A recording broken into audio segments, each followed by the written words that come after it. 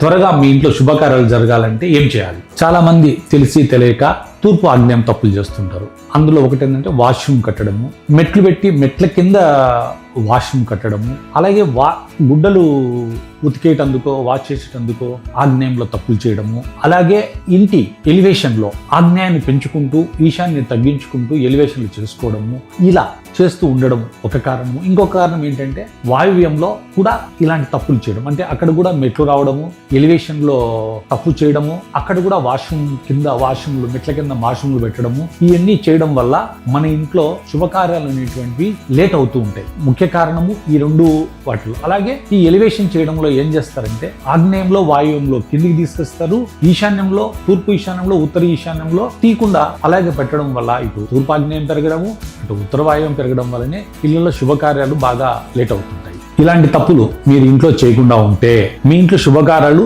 తొందరగా జరిగేదానికి ఛాన్స్ ఉంటుంది.